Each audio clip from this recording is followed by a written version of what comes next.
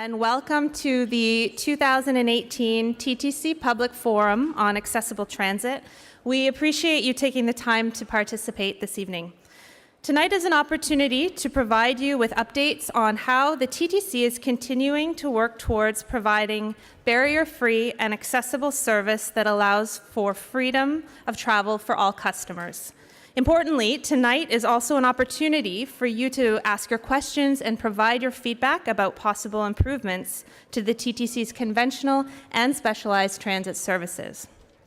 Before I review tonight's agenda, I would also like to take a moment to welcome everyone who is watching online and participating in tonight's forum using the webcast and Twitter with the hashtag TTCAccess. My name is Alicia Evans, and I am your moderator this evening. It is my job tonight to help make sure that we hear from as many customers as possible. Your time is valuable, and we want to make the most of it. We also want to make it as easy as possible for you to participate. And to do so, we have captioning and interpreters available. And if you need additional support, we have attendants in the red shirts here to assist. Tonight's agenda will unfold in two parts. During the first part of the evening, we will hear from our TTC representatives, including Raymond Dellera, the 2018 Chair for the Advisory Committee on Accessible Transit, or ACAT, Dwayne Geddes, Manager of Customer Service for Wheel-Trans, Kirsten Watson, Deputy CEO of Operations, and Alan Foster, Head of the TTC Fare Card. Following these presentations, we will hear from those of you in the room and from those of you at home. So I'd like to now welcome Kirsten Watson, Deputy CEO of Operations, to provide opening remarks. Thank you. I want to welcome everybody. We need the microphones on in the panel. We're good? Great. Okay. So welcome, everyone. Thank you very much for coming tonight to our very important annual event, the Accessibility Forum. My name is Kirsten Watson. I am the Deputy CEO of Operations for the TTC, and I'm really looking forward to this evening. I look forward to it every year. We look forward to getting your feedback, your suggestions, your ideas, your compliments, your criticisms. As our customers, you have an important voice in how we move forward on issues of accessibility.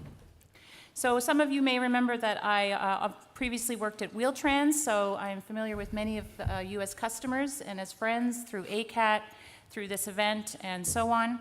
And so it's really a great pleasure to be with you tonight. I really want to note the dedication of the Wheel-Trans staff who are here tonight, who got you here, some of you here, who helped you register and so on. And a special shout out to Sandy, one of our star customer service representatives who's actually retiring in 6 days. So this is her last forum. And I really want to thank our friends from Presto who are here.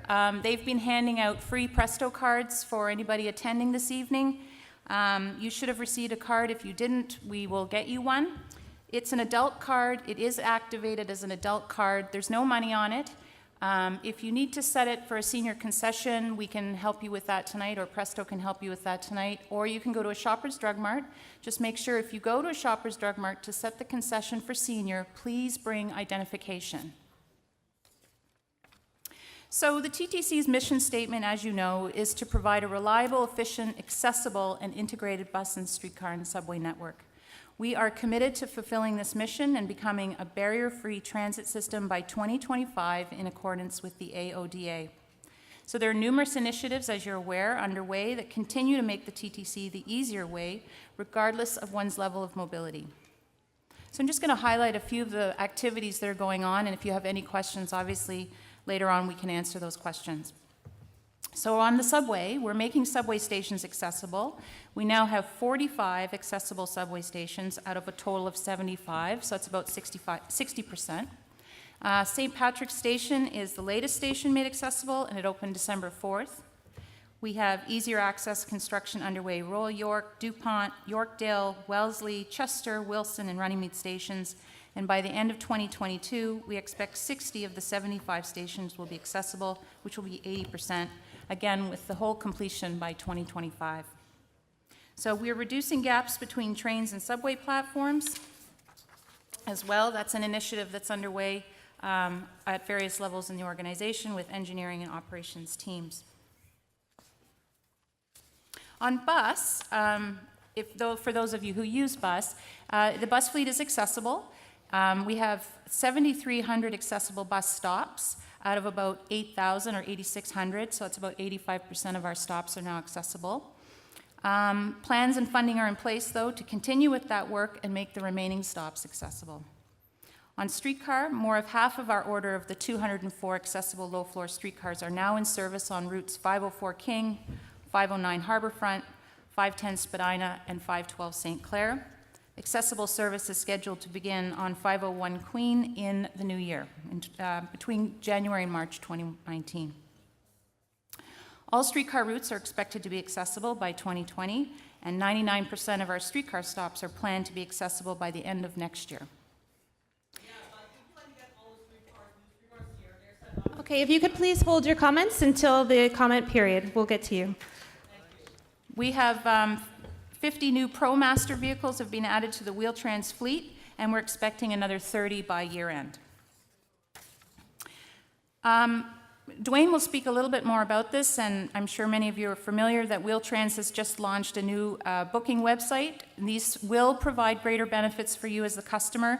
There's a new layout and design, the ability to book trips at any time of day or night, and a better online integration of family of services. We have,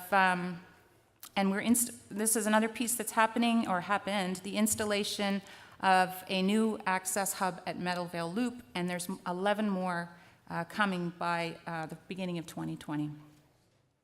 So those are just a few of the highlights, and again, we'll be able to provide you any further details through the Q&A and the presentation. And your feedback is essential for helping us to improve our service to you. So please participate tonight if you're in the audience or watching online, or call us with your suggestions at 416-393-3030, or the TTY line is 416-338-0357. You can submit your suggestions online at ttc.ca as well. And of course, you can call Wheel-Trans customer service or email Wheel-Trans at wtcs@ttc.ca. And of course, we're always open on Twitter at TTC Helps. And if you're following us now on Twitter, we'd ask you to use TTC Access. So those are my opening comments, and I think we'll turn it back to the facilitator. Thank you. We will now turn it over to Raymond Dell'Era, ACAT Chair, to provide an update on ACAT priorities. Okay. Hello, and welcome to the 2018 Annual Public Forum on Accessible Transit. I want to start by thanking, firstly, all of you for being here today and joining us and taking your time to give us feedback towards making accessible transit better on the TTC. I also want to thank the TTC for hosting this event and for the organizing team for facilitating everything this evening. The role of the Advisory Committee on Accessible Transit is to represent the needs and concerns of TTC riders with disabilities and seniors. ACAT advises the TTC board and TTC staff. Now what I'd like to do is just go through 10 of the priorities that ACAT has looked at in 2018. So they are we have continued to integrate accessibility into TTC's policies and procedures, advising Wheel-Trans transformation program, promoting and encouraging Wheel-Trans customers to integrate conventional transit into their trip planning. We have actively worked to resolve the platform gap issue at affected stations with new platform edge modifications. We've been ensuring the harmonization of accessibility features in the Eglinton LRT design and making sure that that matches existing TTC standards. We've also been doing ongoing consultations for the new TTC website and also for the new Wheel-Trans booking site. We have continued to test the new Wheel-Trans vehicles, the ProMaster buses, to ensure their comfort and usability. We've been connecting with accessibility advisory committees in surrounding regions around the GTA in order to improve cross-boundary travel. We've been advising and participating in staff training and education, and also advising on accessibility, customer education, and awareness. If you would like to learn more about ACAT and attend our meetings or get in touch with us, there's a few ways you can do that. You can attend our public meetings, which are every last Thursday of every month at 1900 Yonge Street, which is connected to Davisville subway station. We also welcome public deputations at those meetings. You can get in touch to make a deputation or simply to submit any questions or comments to ACAT in one of the two following ways: by email at acat@ttc.ca or by telephone at 416-393-4111. And if you're interested in becoming an ACAT member, we will be seeking 5 new volunteer members for 2020, and those applications will be available in the summer of 2019, and that information will be sent out closer to that time in a variety of ways: the Wheeltrans newsletter, online websites, and also in the phone system. So thank you. I'm going to turn it back now to Kirsten, who will provide updates about improvements to the accessibility of the conventional system.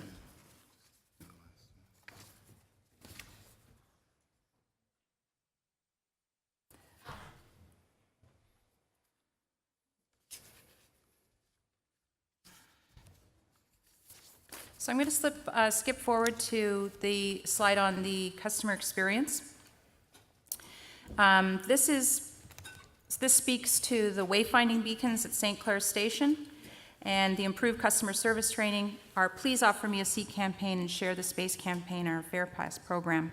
So more specifically, we are trialing new wayfinding beacons at St. Clair Station in collaboration with the CNIB. This will enable customers with vision loss to navigate using their smartphones. So this is a tremendous use of technology to assist our customers. We have enhanced customer service, accessibility, and securement training for our bus operators, which is underway. And in May, we launched the Please Offer Me a Seat program, and we followed that up with the Share the Space educational campaign. So hopefully you've seen some of those buttons, the Please Offer Me a Seat, out in the system, or that you are using them yourselves. Our partners at the City of Toronto launched the Fair Pass program in April. This is a Presto-enabled feature. It provides customers on OW or ODSP with a discounted fare, and we're hopeful that the city will continue to approve funding to extend the discount to further customers with low income. But if you're interested in the Fair Pass program, we can assist you with that as well, and so can the City of Toronto.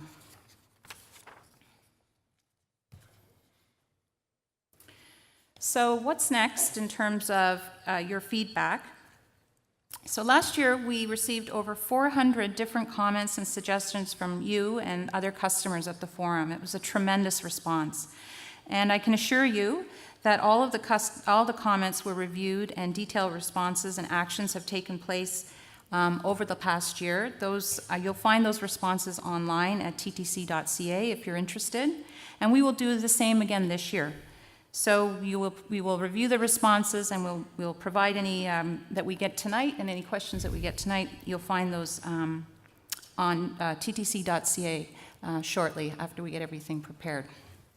So I'm going to pass the presentation over to Alan Foster. He's head of our TTC Fare Card project, which is the implementation of Presto, and give us an update on the rollout. Thank you, Kirsten. It a bit down. Bigger voice. And I thank everyone for coming this evening. My update will be very brief. We'll just touch on the accomplishments that we've had with Presto to date, and then we'll talk about the near-term plans as we move into our final year of transitioning to Presto from our legacy fare products. Next slide. So where are we now? Today, we have Presto payment capability on board all TTC conventional buses at all of our stations. We are introducing new vending machines at our stations to allow different ways to purchase and acquire Presto cards, and also to add products onto the Presto card itself. Monthly Metro passes and other pass products are also available on the Presto card. In the middle of this past year, we introduced a 2-hour transfer for those customers that have a Presto card, and that provides unlimited travel within a 2-hour window, which is a new feature and obviously a new benefit to our customers. Presto payments are accepted on Wheel-Trans buses and accessible taxis, and they have been for some time now. We are working on a solution for the sedan taxis, and I'll get into that at the end of my presentation. Throughout this journey, we've had great assistance, and one of our key stakeholders has been ACAT, and specifically the ACAT Design Review Subcommittee. I see many of the members here today, and I do want to thank you personally for the effort that you've made in allowing us to sit in on your meetings, certainly reading through the design information that we provided and providing us with comments. Much of that information at times is very, very technical, and this group has actually read through it and providing us with key comments. And some of the benefits of that, you obviously see it in the system that we've rolled out today, the fair line markers, the tiles that sit beneath our fair line to demarcate the start and the end of the fair line. All of that came through consultation with ACAT. The keypads that are on our vending machines, again, that was another key comment back, and the selection of that particular keypad was a ACAT recommendation. The devices that we have in stations and the placement of devices on board our vehicles. We have many vehicle types at the TTC, and ACAT DRS helped us specifically with designing the placement of these devices such that we continue to allow a safe operation for our operators, but also placing the devices with an orientation that makes sense for customers. And obviously the audio scripting on many of our devices for those customers that take advantage of that feature. Many times we've called on ACAT DRS to actually review the scripts, make sure that it's appropriate, it makes sense, and it actually matches the action of the machine. So again, these are just some of the examples of the feedback and the consultation, the effort that they've made in helping us to design the system we have today.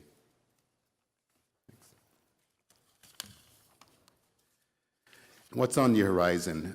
For us this year, one of the new things that we'll be introducing is a Presto app for customers.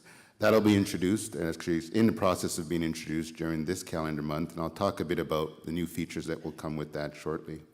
Acceptance of monthly passes on all Wheel-Trans vehicles will commence in January of 2019.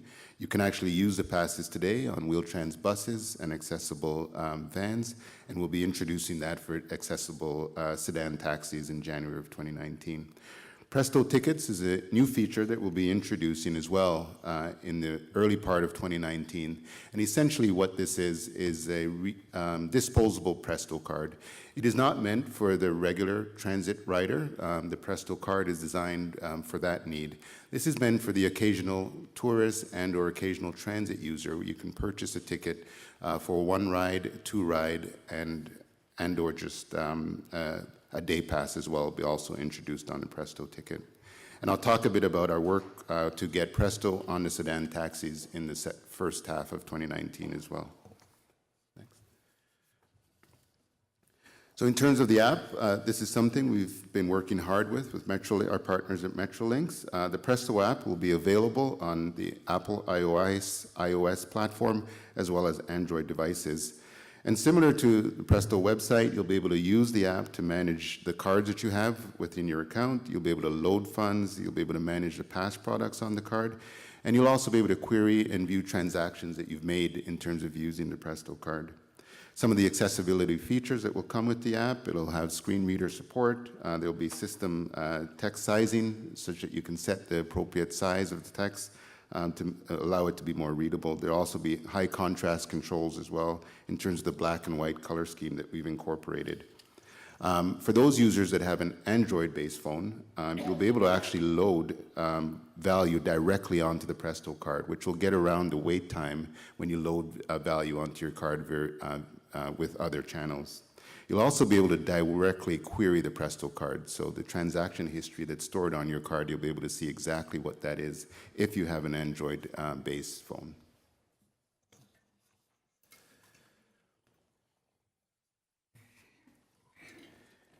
And then the Presto app for taxis. We've actually had extensive consultation and work with our partners at the taxi companies that service our Wheel-Trans customers. The Presto app will be a mobile app. It will be installed on the existing mobile tablets that are within the taxis. And it will provide a consistent interface with the Wheel-Trans buses and We skipped ahead there. Essentially, it'll give you the same transit experience that you have on a Wheel-Trans bus, our accessible vans. You'll be able to tap and pay as you do with those vehicles, and it'll provide the same level of information that you see as well on those devices, which includes your balance for those customers that are interested in it. The plans that we have right now, we're expecting it to start to roll out in terms of a field process in the second quarter of 2019, so in the May timeframe. We'll put it through its paces. There'll be some testing that we do to make sure that it's right for our customers, and eventually it'll be rolled out to all the taxis that service our Wheel-Trans customers. So it's a big offering that is coming this year. Okay. And that's really just a quick update in terms of Presto on the TTC, with a specific focus as well to help our Wheel-Trans customers be able to use the product. Thank you. Thank you. I'd like to now turn it over to Dwayne Geddes, Manager of Customer Service for TTC Wheel-Trans, to provide an update on the Wheel-Trans 10-year strategy. Thank you, Alicia. So my name is Dwayne Geddes. I am the new Manager of Customer Service at Wheel-Trans. Just started just over a few months ago. Although I'm new to Wheel-Trans, I am not new to the TTC. I've been at the TTC for over 14 years, mainly on our conventional side with our TTC buses and streetcars. So thank you for having me. And I want a special thank you to the ACAT committee who's here. Many of you are here. So thank you to all the ACAT members. That's the TTC's advisory committee on accessible transit for being instrumental in bringing us this far. And our customers, of course, for your continued suggestions. I promise you I will not be before you long. I know this night is all about you, and we want to hear your comments and your suggestions, so I will be very quick. I'm the last person to speak, and then we hear from you. So welcome to the forum. TTC is in the midst of a 10-year transformative strategy to better integrate Wheel-Trans to the rest of the TTC, including new vehicles, access hubs, upgraded technology, and policies and programs to improve the Wheel-Trans customer experience. All these changes are aimed at to provide you with a better customer experience and move towards a system-wide transformation of being fully accessible. I'm going to talk a bit about the new telephone system. We launched this in July of 2018, and it was to provide a more modern customer experience, which was hopefully going to provide more options for you. And we introduced a new feature that was a callback, and I know that I've met many of you already before at the marketplace, and I plan to sit down and talk with many of you even afterwards. There have been some issues. We've heard your issues. Many of you have called me, you've emailed me and my team. We've heard you loud and clear. There have been issues with our callback feature, and we are working very diligently at correcting those issues. Some people are not getting the callbacks at all. Some people are waiting very long for the callbacks to be returned, and we're aware of all of those issues, and we are working very hard and very dedicated and committed to making sure that we correct those issues that you are experiencing. We also upgraded the new telephone system to include more availability. So what happened was, prior to July of 2018, when you called in, there was a cap. There was a certain number of people that could call in and wait in the queue. And in July, what we did was we increased that number, and that's also what's caused a lot more of the wait times that many of you are experiencing. So we've increased the amount of people that could be waiting in our queues. So we're experiencing, you'll experience a lot less busy signals, but more wait times. And that's one of the issues that we've noticed, and we are working very diligently at addressing.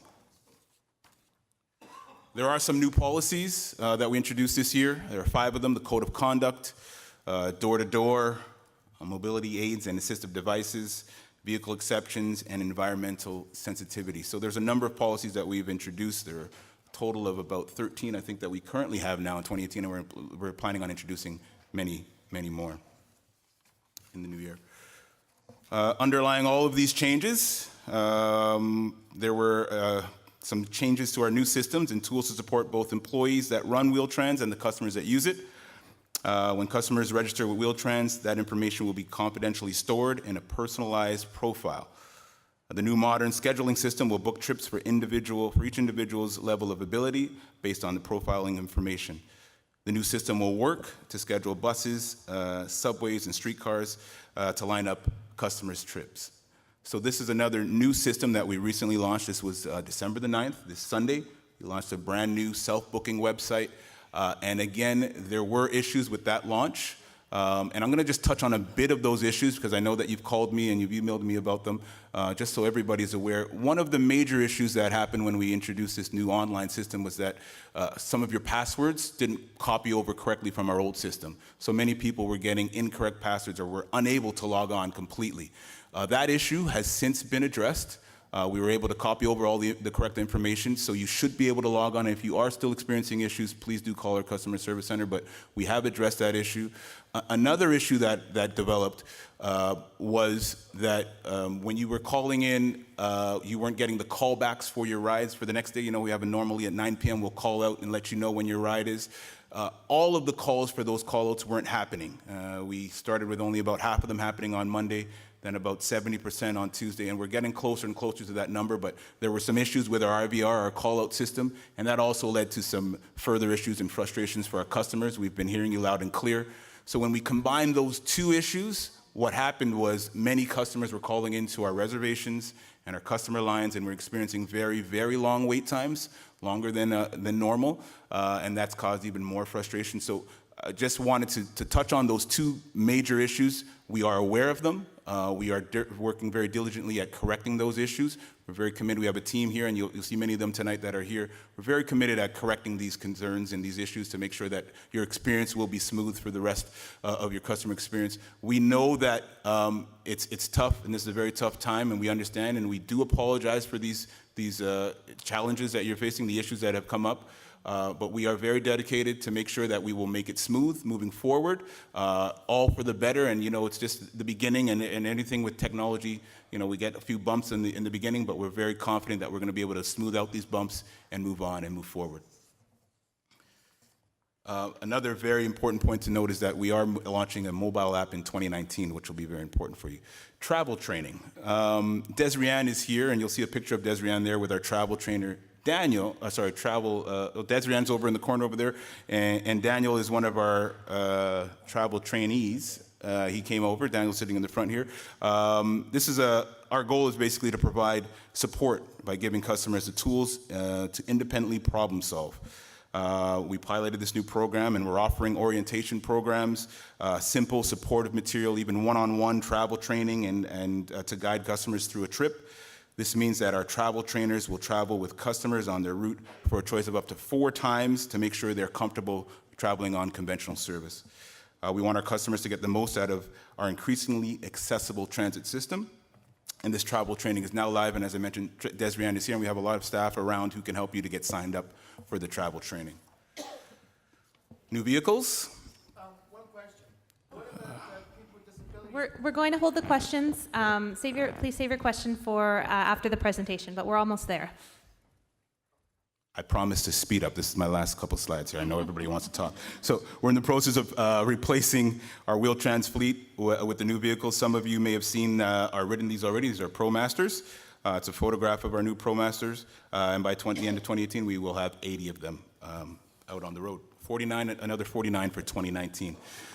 Some ongoing changes. There have been a lot of changes at Wheel-Trans over the last year. We have more than 45,000 active Wheel-Trans customers, making us the 3rd largest paratransit service in North America. This is a map of our family of services. We're also introducing access hubs and our community bus, which I'm sure you're all aware of. So that's part of our fleet and our ongoing changes. And lastly, and most importantly, I have to thank everybody for coming out. I really want to make it known that we understand the customer frustrations. Myself and my team were very dedicated, and I've spoken to some of you already. We're very dedicated and committed to making sure that the customer experience improves. Although I've only been here for 2 months, we are committed and determined that we will make this right. We will make your experience better. And it is going to happen. I believe it. I'm very determined about that, and it's going to happen, very sure. And I just want to make sure, a very last plea here, I know that I've promised to meet some people tonight. I will, at the end of this session, I will be standing right by the front here to meet every one of you that I promised to meet. I will wait as long as you would like to see me. And lastly, let's hear what you have to say. Thank you for the speedy finish. So now is your opportunity to share your feedback about the issues and challenges we face, as well as suggestions for possible improvements. So in a moment, I'll turn the floor over to you, but let me first walk you through how this portion will flow. So for those of you who are here in the room tonight, you can raise your hand and a microphone will be brought over to you. We have 6 microphones throughout the room, 1 for each section. So there's 3 sections here, 2 sections in each quadrant or part here.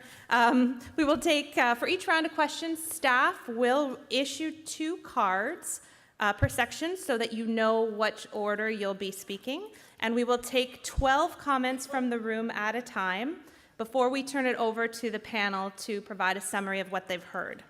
Alternatively, you can write down your comments or questions on the small blue assistance cards, and these will be collected by staff and read aloud throughout the evening. So just raise this in the air when you want someone to collect it. And as the event is being live streamed online, those watching from home can also ask questions or provide comments through the webcast or through Twitter using hashtag #TTCAccess. And periodically throughout the evening, we will share back some of what we're hearing online. So our panel tonight includes Kirsten Watson, Dwayne Geddes, and Raymond Dellera. I'm not sure, Alan, are you? Alan as well.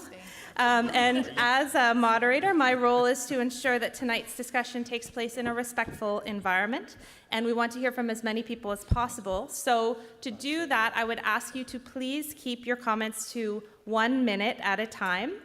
There is a clock below me, I believe, that can help you, and I will also let you know verbally when you've reached your time limit. There are many people participating this evening, so I will be very particular about this.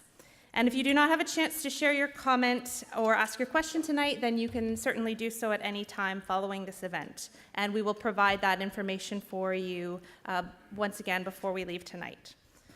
So I'm going to turn it over to you, and once again, please keep your comment to 1 minute, and we're going to start over in section 1.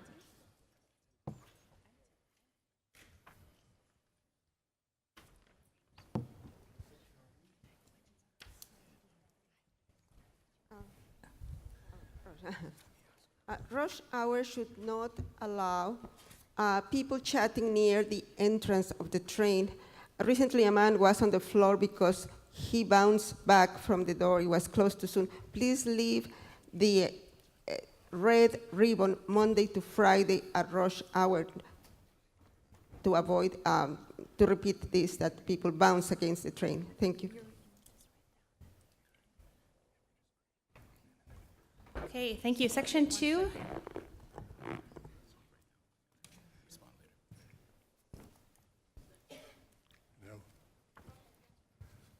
Okay, I have a couple of questions which are kind of safety related. Once I was almost hit on the station platform, it was Pape and it was a weekend, by some kid riding a skateboard. What can be done about improving the safety in the stations? Some of the platforms are very narrow and it's very risky for this sort of activity. Okay, thank you. We'll provide responses once we gather a number of questions. Section 3.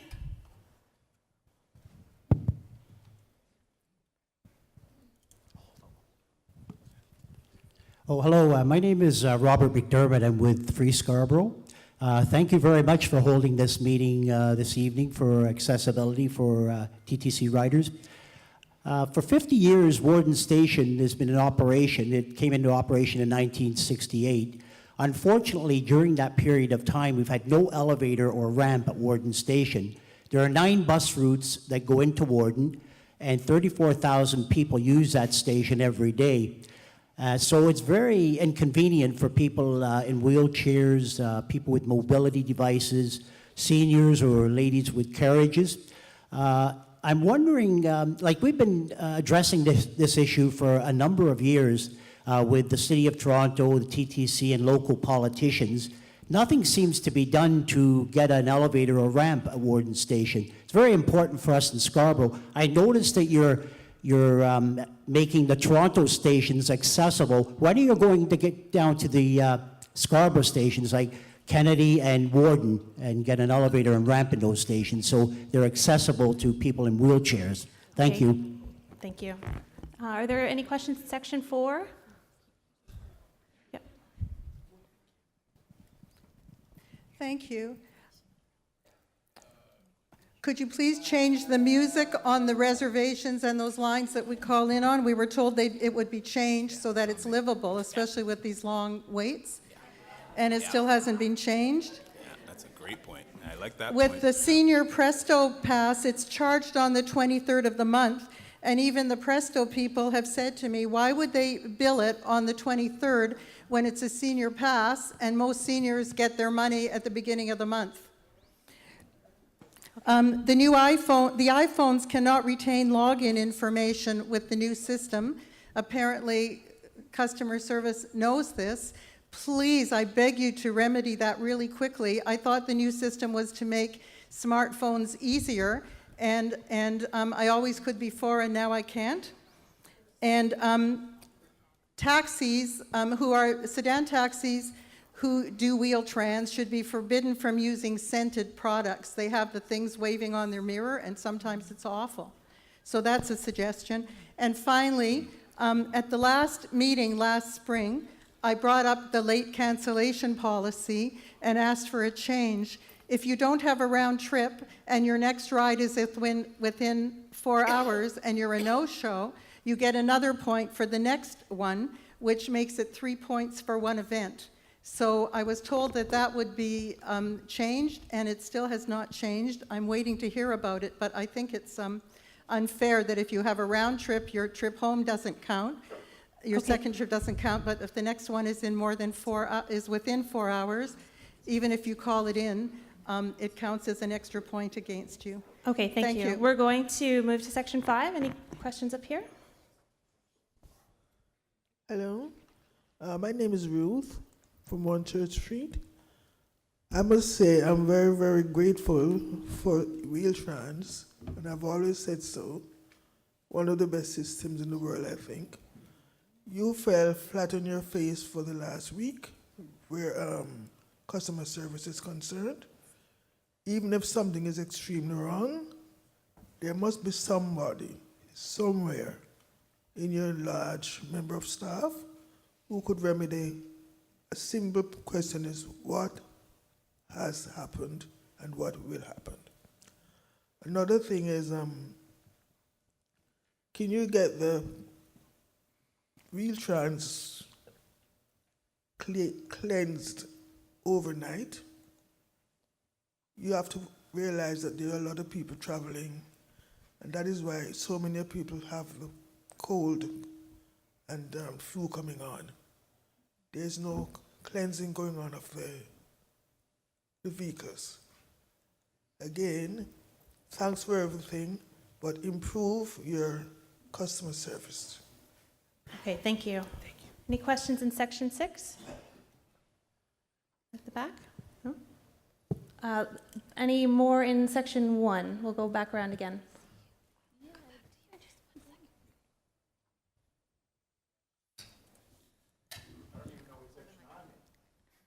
Hi, with the new digital phone lines, instead of it being queue number 58, why doesn't it say your time on hold will be 2 hours or 3 hours or whatever it's going to be? At least a warning ahead of time. The second question is regarding the transfer points with other municipal systems. Is there any move on trying to get these areas fixed up, like our transfer points for Peel at Queensway? We're missing seats, and there's no way to contact anybody if no rides show up. Okay, thank you. Section 2?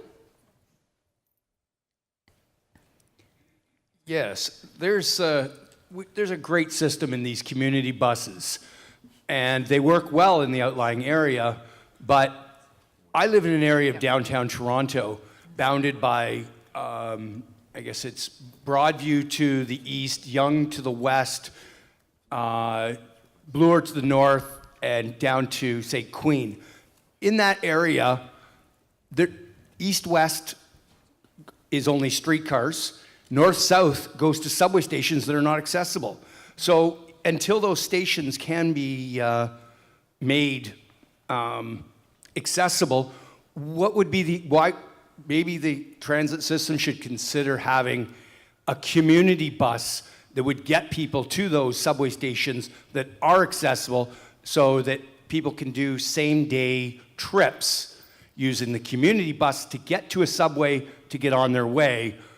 Otherwise, you know, there's no way of getting onto a subway in that geographic area. Okay, thank you.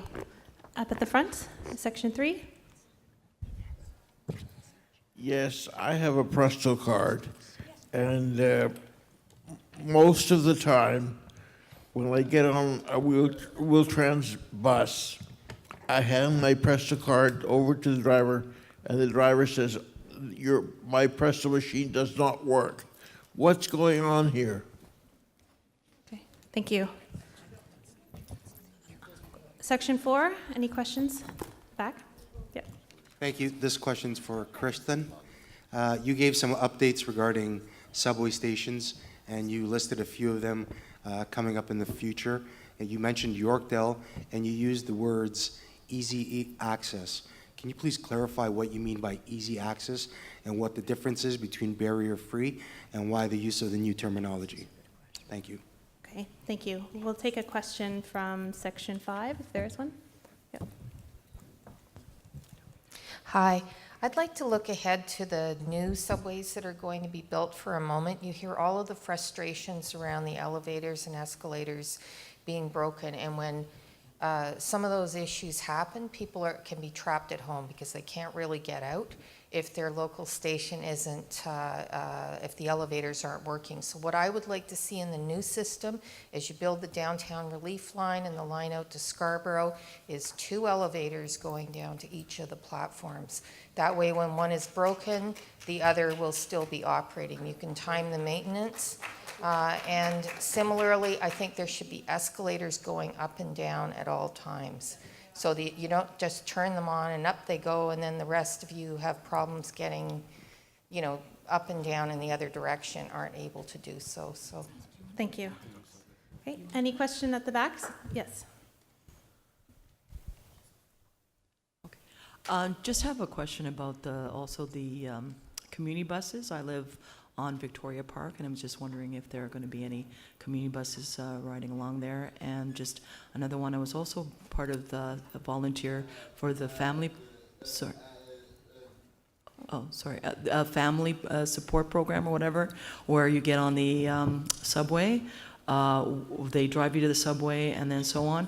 What I had a problem with was that I had to pay twice because I got off at Yonge and Bloor, and because it was that I was already outside, I had to pay a double fare. And I thought, that doesn't work for me, that I have to pay twice. Okay, thank you. I'd like to turn it over to the panel now to respond to some of your questions. Okay. Sure. All right, I'll start with a couple that, that are on my list. So there was a comment about the red ribbons. I think that's the crowd control measures that we put in at Yonge and Bloor.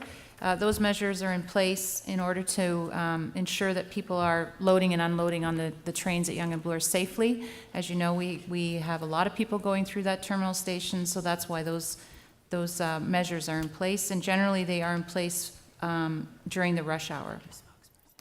Someone talked about the skateboard in the station. That is completely unacceptable. That does break the rules. I mean, I think that as we move to the station transformation model, which is where we take the collectors out of the booths and we're going to have a customer service agent in every station, that should help customers identify those problems, and because there'll be an employee out of the booth walking around able to help you and also able to address those issues as they are happening, rather than putting the onus on the customer to go tell the collector who calls transit control, et cetera. So we should be able to better respond to those issues in the moment as we transition over to the customer service agent model. The question on Warden Station, that is a huge challenge. That station, I mean, you know the station, how there's different platforms and different up and down to get to the different bus platforms from the subway. So we have our best engineering minds at work on that. I mean, our intention is to be accessible at all stations by 2025, but that station in particular, and we've talked about it at other forums because I know it's extremely frustrating. There are a lot of buses that go through there, there's a lot of customers go through there, and to your point, it impacts an entire area. So, but we are working on it, and we appreciate the comments. Seems to me, though, you're giving priority to Toronto subway stations. Scarborough is being ignored. The disabled people, transit riders in Scarborough can't use Warden Station. They haven't been able to use the station for 50 years. Your concentration and priority seem to be in downtown Toronto, not Scarborough. You're treating disabled transit riders like second-class citizens. Well, I mean, I don't agree with the assertion. I think we're working really hard to make all of the stations accessible, and we are, we're targeting all stations across the system. As I said in my opening remarks, Warden Station is a challenge. I'm acknowledging that, and we are working on it, though. And so that's all I can say. But I don't think we don't care where our customers live.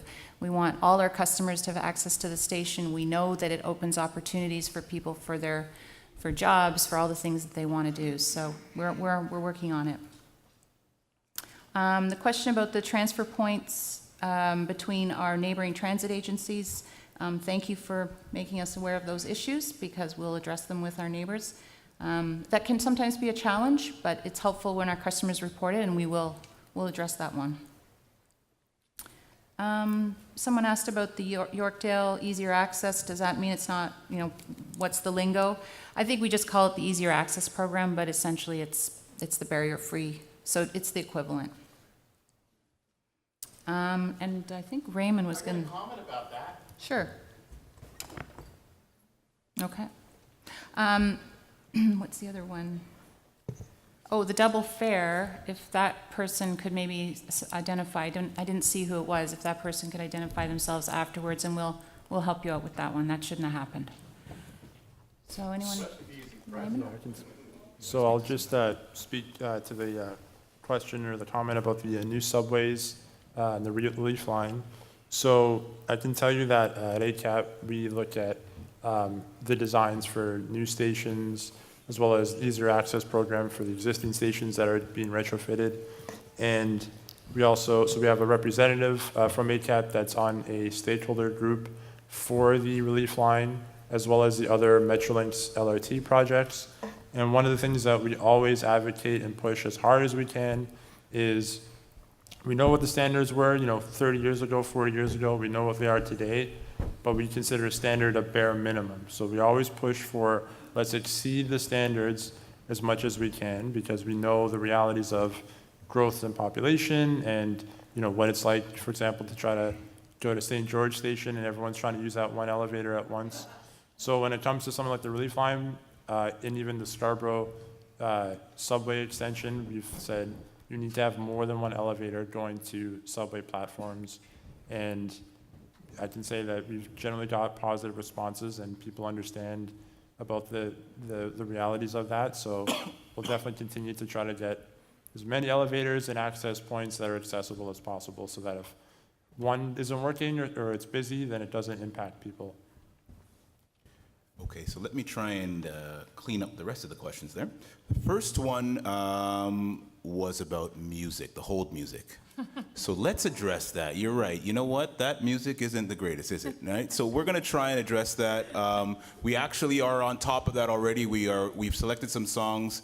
The difficult part is we have to look for royalty-free music. So we can't just play, a whole bunch of songs from Beyonce, unfortunately. There has to be some tunes that somebody else has created. So we're working on that. We're actually gonna select some songs. We're gonna forward it on to ACAT first to see what they think, because everybody has a special type of music that they like. But we'll see what they think, and then we are in the works. We are changing that. So just wanted to make that note. We will be working on changing that.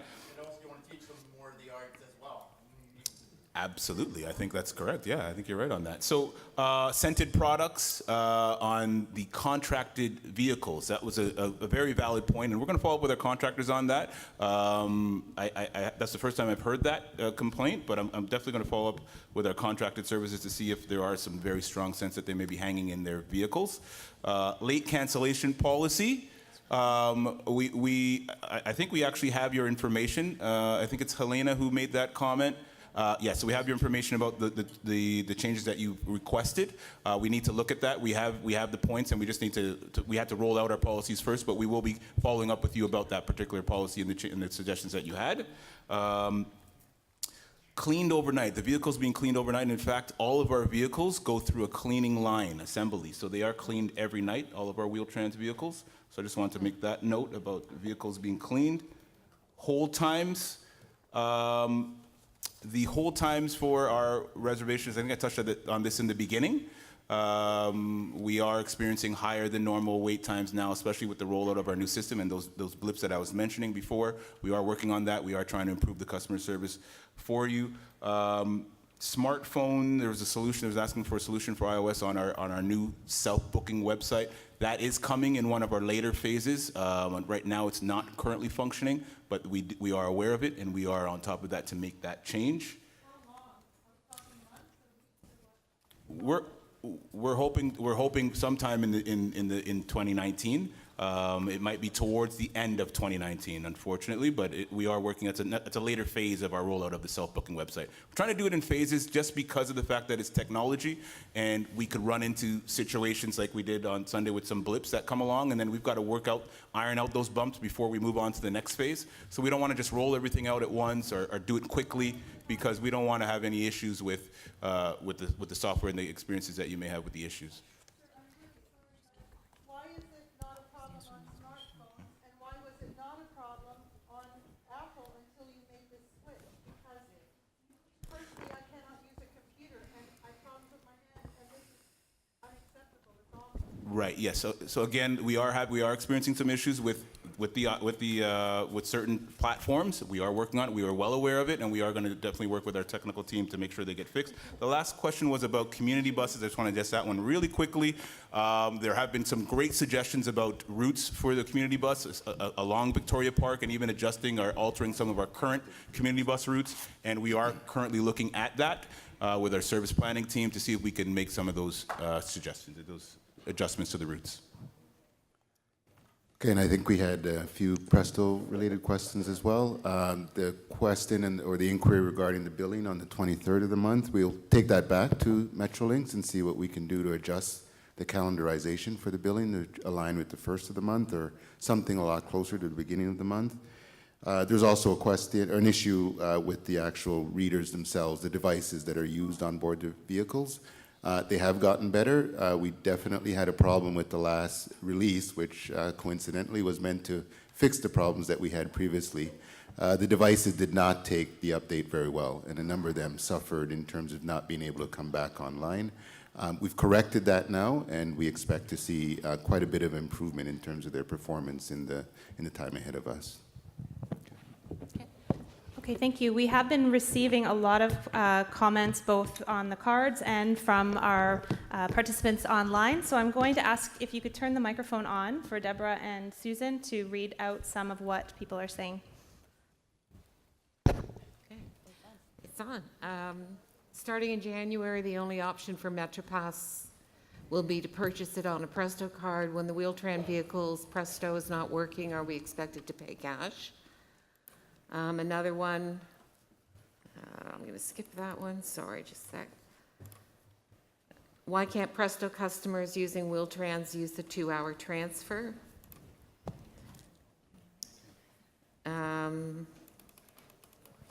Sorry. While we're on Presto, I have one asking about what Presto's doing with the support person assistance card. How are they dealing with that? Can you just bring the mic a little closer? Pardon? Just bring the mic a little closer. Oh, nobody ever tells me I'm too quiet. What is Presto doing with the support person assistance card so they can travel with a card holder paying a single fare? Can your system please implement the type of transportation company that will be picking up passengers in the new online booking system? If no company is specified, it's difficult to know who will be available. Why use Presto if the TTC is losing money on it? Why are the new vans so small? Okay, that's it for me. So I have a few questions and comments about driver courtesy. So I think what we should do is, instead of addressing each one, maybe we can talk about what people can do, who they go to when they experience lack of driver courtesy. I have a couple of questions about the new streetcars and when routes will be accessible, specifically 505 and 506.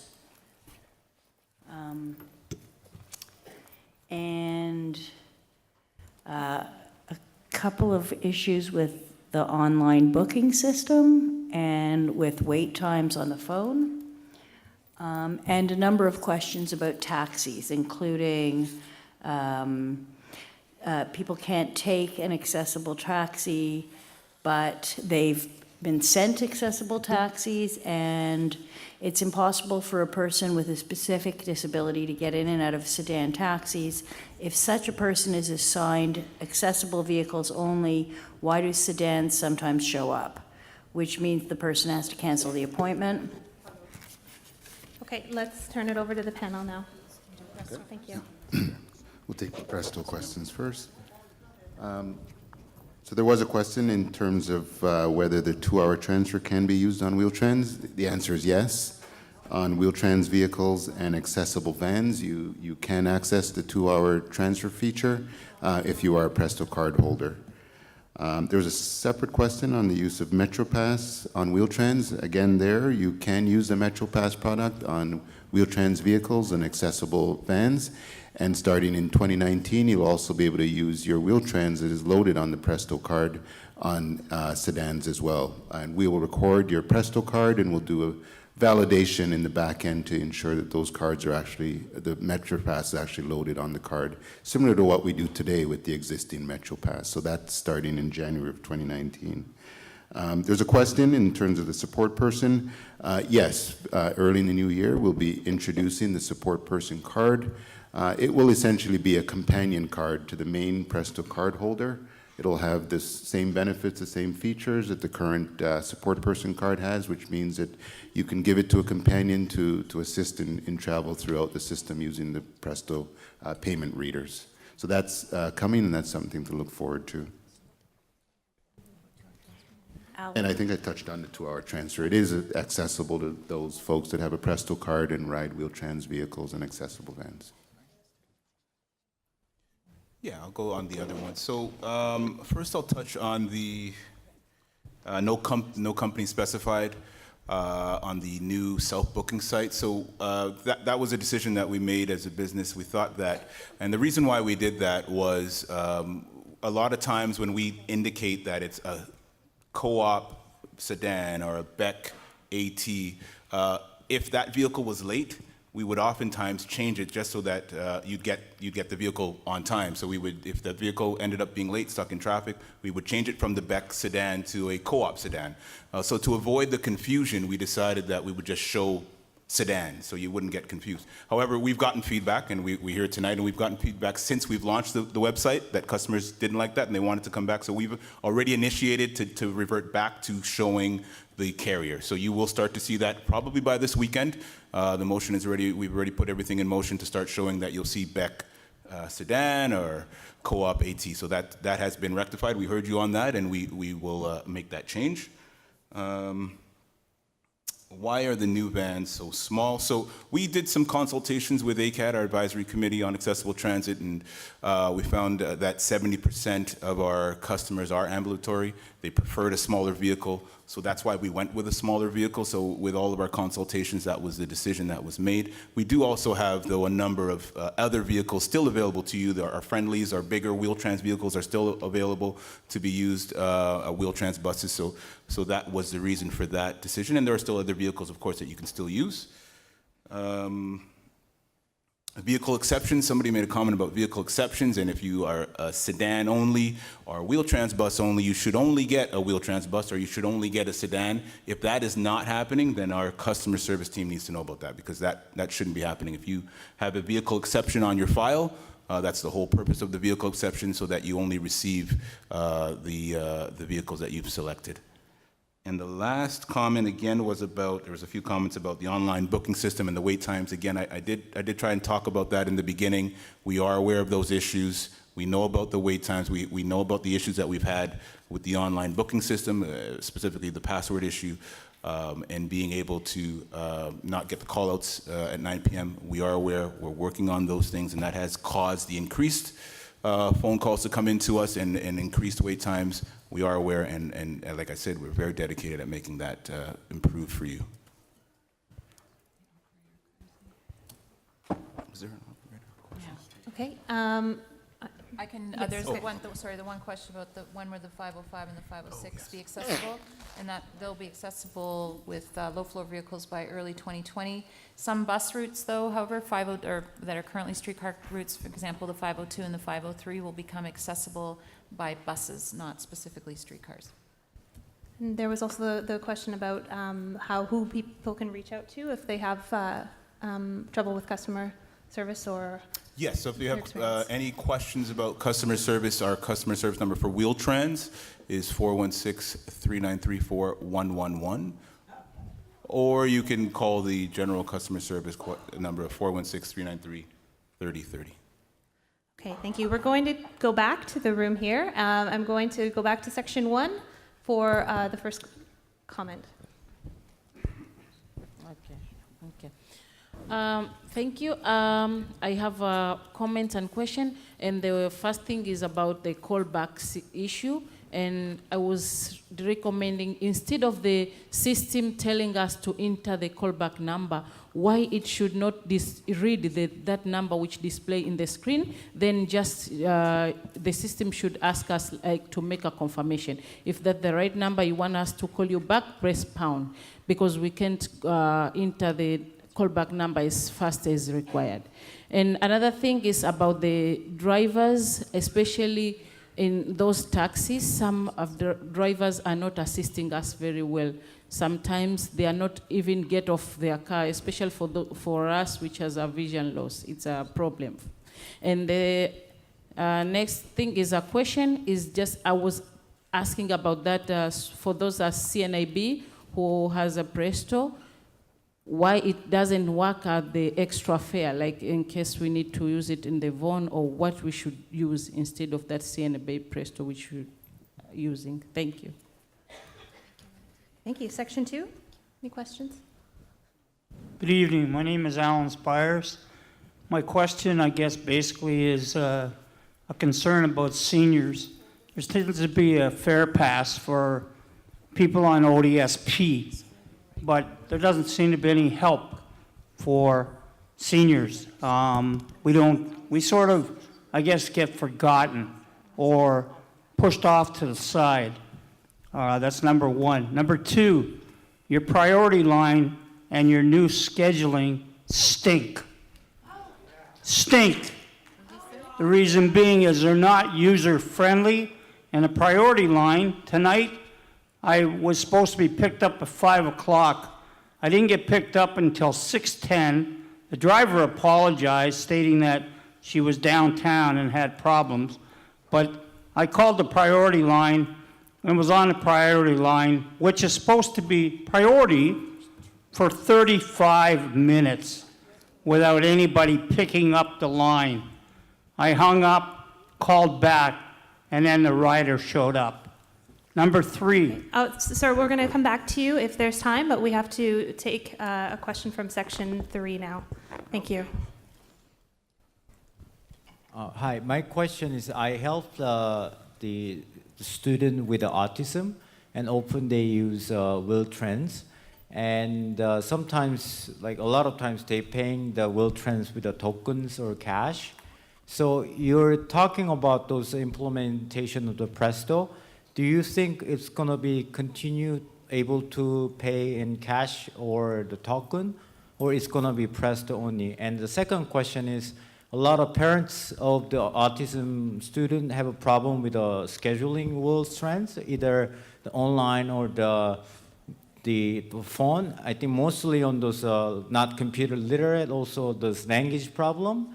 Like how you guys going to improve on this issue as well? Thank you. Thank you. Section 4, any questions? There.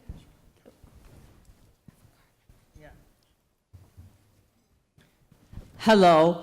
I just wanted to mention is that even when Bombardier completes and delivers 204 new streetcars, you were saying around early 2020 or something, what you said, I heard is that for the foreseeable future, some streetcar lines might still be supplemented with the older high-floor streetcars, and that's what I've heard most recently. I'm not sure why, but I wanted to let you know that even when we get all 204 new streetcars, you were saying 2020 or something, what you said earlier, not all streetcar routes, while all streetcar routes may be accessible, but I was hearing is that for the foreseeable future, some streetcar lines might still be supplemented with the legacy older high-floor streetcars. Also, another thing I want to mention, in the future, I want the TTC to eliminate cash fares on all transit vehicles, not as a whole, but on all transit vehicles, because it's safer for drivers, safer for passengers, it's faster, more reliable, more on time, not just tokens, but I want the TTC to eliminate all cash fares entirely on all transit vehicles, all streetcars, all buses system-wide, and continue to accept them at fare vending machines or at subway stations or at Shoppers Drug Marts, because it's safer for the driver, you don't have to get into fare disputes, and they don't have to count the money, and it'll be CTC much faster, more reliable, because it cuts down on the assaults and the threats from drivers like those othering harm or death threats, and I want it to be faster. Thank you very much for your comment. Section 5 at the front. Yes. Hi. I've got one comment and a couple of questions. My comment is that while I understand that you guys want to hear from us as much as possible, that sort of implies hearing as little as possible from you. You spent the first half hour this evening talking, and that means you've lost 30 minutes of our time that we can give you feedback. So if you guys could talk less, that would help us give you what you really need. Item number 2, I'm a hard of hearing person, and there are several people here who are deaf and hard of hearing in the room, and I just want to speak for a moment to issues within the TTC that relate to us. In particular, the subway system and the buses frequently have audio-only announcements, and those announcements are simply not accessible to us. They're not available to us in any way, shape, or form. The new subway trains all have overhead LED screens that tell us to listen to the operator. So I'd like to know what exactly I'm supposed to listen to the operator for. And given that I'm hard of hearing, can the operator come and talk to me and tell me what it is I'm supposed to know? Because really, I'm not going to know what the hell the operator is telling me. The other thing is that I'd really like to highlight the issue of trains going out of service. When a train goes out of service and someone is deaf or hard of hearing, it's unlikely they're going to know the train is out of service. In particular, there are many hearing people who also don't realize it because they're blasting music in their head and they don't hear the overhead thing. So you guys need to find a way to signal to everybody visually in the train that the train is about to go out of service. I really would encourage you to think about how you can communicate to users and to your users both visually and audibly all of the messaging that people need to know and understand in order to use your service. Okay, thank you. Comment in section 6? Thank you. I am a regular user of the scheduling system, and I've had some very various problems with using the scheduler system. I was booked my schedule 7 days in advance, and I get up on the day of going to the hospital or so on, and it's telling me I'm still on the waiting list. And when I call priority service, they tell me we don't do that. We only try to find people to get back home. you call reservations. When I call reservations, you're 150 in the line or in the queue.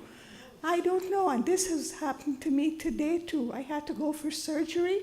I got up this morning. I'm still on the waiting list, and I was booked 7 days in advance before. I don't know what's going on with the TTC booking system. Okay, thank you. We'll go back over to section 1 if there's question or comment.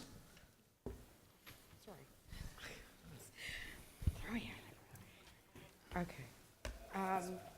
I'd like to say thank you. You guys, I know you have your problems. Who doesn't? But at least you're trying and you're doing better than a lot of other people. And for the lady that said she is having a hard time logging in on the iPad or this phone, mine gives me a little button that says touch. It autofills, and then it lets me log in that way. So hers might have the same key because she said had iPhone. Okay, perfect. Well, I'll show her mine. Okay. In section 2, is there a comment or question in section 2? No? Yes. Okay. Hi, good evening. My main concern is booking my rides. When I do get them, and I want, because I have a scooter, I have MS, and sometimes when I book the ride, I cannot. They said, "Oh, you got to be, you're on the waiting list." But how am I going to get the ride if I want to go somewhere? They put me on the waiting list. Why is that all the time? You know, I cannot able to get around without my scooter. I have MS, and they put me on the waiting list. And sometimes when they put me on the waiting list, no ride for me that day. Is there any way they can, you guys could do something about that for people? Okay, thank you. Is there a question right up the front? Okay. I have some experience. The first one, I have sometime booked the appointment, but they haven't picked me up. They haven't shown. And I called the phone. They said that they haven't record. And sometimes they said cancel. But I haven't called any before. But they said just on the computer, no record. Just answer me, no response, no, don't do anything. The second one, I have the time that I have booked the appointment. They haven't come. I call them, but every time they say to hold, fast is 2 hours after, maybe 3 or 4 hours. When I can talk to the executive, they said that I cannot pick me up. You must wait 4 hours. Every time pick is 4 hours at least. Example, the time is 7 o'clock. I call them 2 hours or 3 hours, 10 o'clock, maybe 11. After 11, the phone is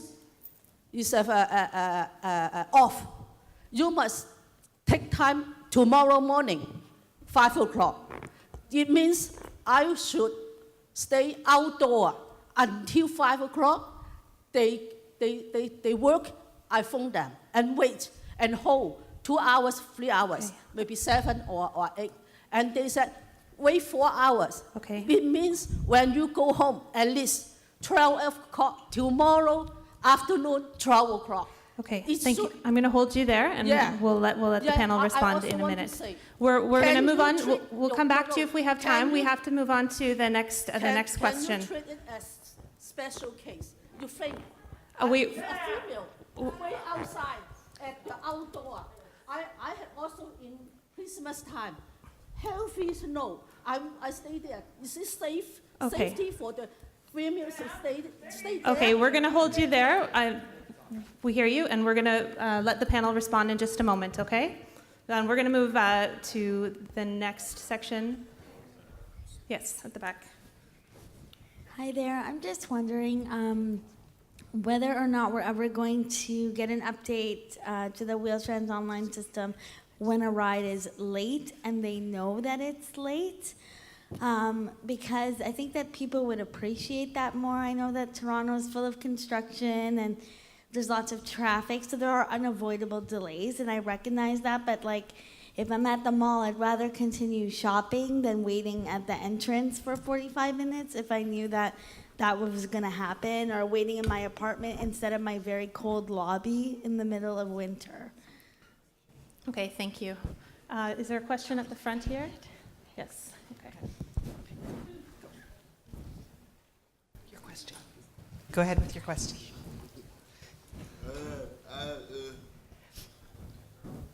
Oh, I have two comments I want to make.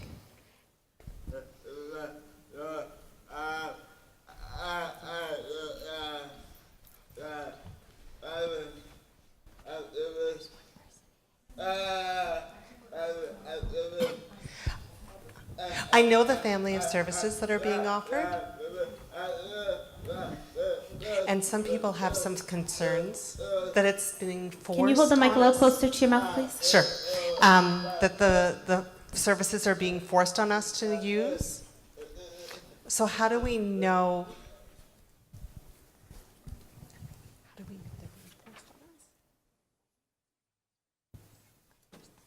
So we're being required to use the family of service, but just a second, we're asking for clarity.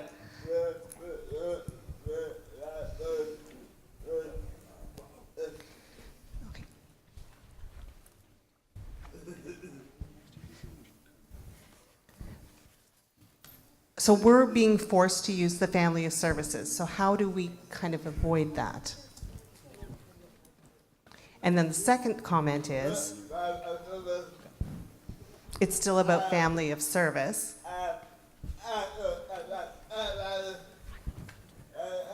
Sometimes the elevators, like you'll be able to go down the escalator.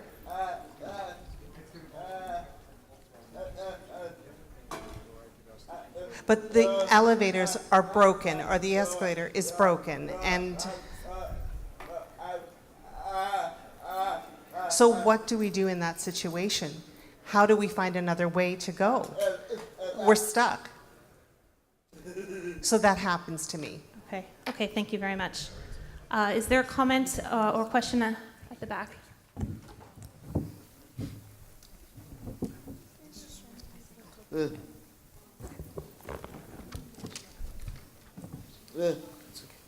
No?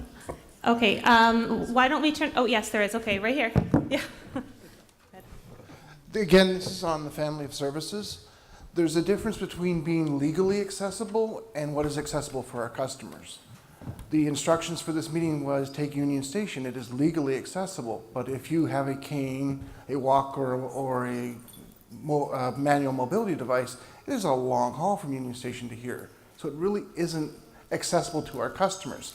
This room was set up to be legally accessible with the right number of spaces for people with mobility devices, but staff graciously had to take things apart to make room for mobility devices. When we knew how many people would be coming to this, we should have set it up so there'd be more space for mobility devices in this room. Okay, thank you. Let's turn it over to the panel for some brief comments. Okay, so I'll just quickly address the question about the audio-only announcements from the gentleman over here. So we do recognize that it's currently one of the gaps with the subway train. If there's an announcement, there's no visual version of it. Unfortunately, for that specific information to be delivered in real time requires some upgrades to the communication systems on line 1, and that also requires other funding. So that's something that probably is going to be more in the future in terms of addressing that. And then in line 2, those trains are even older, so when those get upgraded, that'll be an opportunity. But I would say overall, with ACAT, when we look at any type of communications, we do always say, like, it has to be duplicated, right, the visual version of it and the audible version, so that you get both. So one example of how that's getting better as well is with the regular conventional buses. There's going to be a new visual screen for like what the next stop is, and when that comes in, that'll have more capabilities to give you actually information about like service alerts and things that are real time that are affecting that bus, or maybe the station that bus is going to. So those are going to be improvements that'll be visually displayed, and then that'll echo any audible so that anybody can use it however they receive information. So I'll touch a bit. I guess I'll start with the family of services. So just want to clarify here, we're not forcing anybody to use family of services. We're not forcing any customers to use a particular mode of accessible transit. What we are doing, our goal is to assist and encourage customers to use a conventional service when their condition is not present. So that's the only time. Our staff have been trained to provide detailed trip planning information, monitor all customers traveling on family services throughout the day, as well as they're trained to know when an elevator isn't working. So if we know that an elevator isn't working at a particular station, the trip wouldn't be booked and wouldn't be part of the journey to go to that station. We get real-time updates from our transit control center. We know when there's issues with elevators, and we avoid stations that are having issues with elevators or accessibility. There was a question about callbacks and the option. It was a very good suggestion, actually, of being able to just hit pound to confirm the number. That was one of the earlier questions. That's actually a very good suggestion. That's something that we'd have to work with our vendor on, and that's an enhancement of our current phone system. So we can work with that. That's actually a good suggestion, so I've written that down. Contracted service, the drivers not assisting customers, so that shouldn't be happening. Our drivers should be assisting you. They should be providing the level of customer service that is expected. And if there are issues with that, we encourage you to let us know about those issues so that we can address them with our contractor. We expect a very high level of customer service from our contractors, just as we do of our own Wheel-Trans drivers. Priority line, the system about the priority line. So. Again, this is about the wait times. There were a few comments about wait times and why are we being put on the wait list. So just want to clarify here, we do actually accommodate over 99% of our trips. So even though you're being put on a wait list, all we're trying to do there is optimize and make sure that everybody gets a ride. We want to try to make sure that we accommodate everybody. So it takes us a little longer throughout the day to make sure, because people are still calling in to book their trips. So we have to try and accommodate everybody. And while we do that, we have to put you on the wait list just to make sure we see who's going to what areas and try and get more people on Wheel-Trans vehicles, or we can try and fill them up as much as possible to make sure everybody's accommodated. But rest assured that over 99% of all our trips are accommodated. The canceled elevators. I think, was there another one? I think there were. Screening system. Where your ride was canceled? Yeah. So. I want to say, I don't want to argue the cancel, yes or no, but my point is it treated as special situation or special case for the female to stay outdoors so many hours, especially falling healthy snow? This is not safety. No, we don't expect you. No, we don't expect you to wait outside in the snow. Special case, don't wait. Don't let the lady to wait 4 hours after. Okay. Yes. Can you as far as that night, because it's snow for the. Okay, so I Yeah, hear that so you were waiting outside for an extended long Right. period of time? Okay. Why don't I speak with you directly after about that particular incident? Because I'm not sure. Yeah, absolutely. Okay, so connect with I'll Dwayne speak after this I'll speak with you forum after to about speak about that. So I'll just address the issue about the streetcars. There was a question about whether the streetcars would, the legacy fleet would be supplementing the new fleet. That's not the plan. The plan is that we'll be decommissioning all of the older vehicles over 2019. So it will be all accessible by 2020. Do you want to answer some of the Presto stuff? Yeah, there's a couple of Presto questions. We will be eliminating the existing tickets and tokens in 2019. Cash will remain. I think that was one of the questions that was asked. In terms of cash, our biggest challenge, and right now it's an unsolved problem, is how to get those customers that pay with cash on board a bus or streetcar into a TTC station once the collectors leave the booth and we deploy the new CSAs, and the customer must pass through a locked fare line. So right now, that is an unsolved problem. We do have options that we're reviewing in terms of suitability and feasibility. We've also consulted other transit agencies that have rolled out Presto and rolled out other smart card systems to try and get some lessons learned in terms of what works for them, what has worked, and what they've done.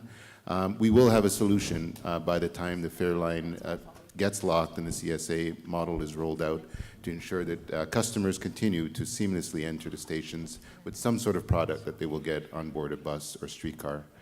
I think there was also a CNIB question. I didn't get the entire question, so when the forum here is finished, I'll just stop by to get the end of that question and make sure I give an answer. Okay, thank you. I think there was one more. There was something about, and I just have it on my notes here. Will there be a phase where we'll know when a vehicle is late arriving if we can get an update on the new system? And that is coming. That's a later phase in 2019. You'll be able to be updated on the mobile app that's coming. That will let you know how late the vehicle is if it's late. Okay, thank you. We actually have, yes. Yeah, we're going to turn it over to the comments coming online and through the comment cards here.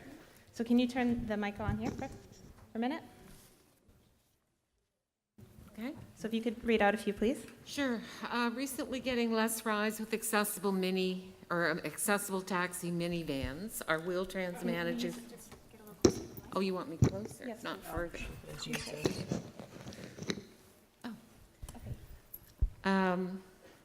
So recently getting less rides with accessible taxi minivans, are Wheel-Trans managers planning to not renew contract with taxi services? How many new streetcars do you have? Hold that mic right up close. How many new streetcars do you have, and what is happening with Wheel-Trans users being reassessed? Thank you. 113 new streetcars. I keep track. I have a question about the integration with other systems. There's no fluid transition from Toronto to other cities. This is a huge mobility gap. We're risking employment, leisure, and healthcare access. How will a provincial upload affect family of services and easier access projects? Someone suggesting that the mayor and city councilors should use Wheel-Trans to see what we go through as customers. And yeah, I knew that was going to get applause. And they also want to specifically include Mr. Ford. Somebody suggesting when the bus is going to be late more than 20 minutes, perhaps implement a text message system to text message the customer. And the Wheel-Trans booking website doesn't currently work with screen readers. When will this be available? Okay, thank you. Panel, would you like to respond to anything here? Oh, excuse me, panel. We're going to get back to the audience in just a moment, but yeah. So I think Susan answered the question about the new streetcars. Thanks, Susan.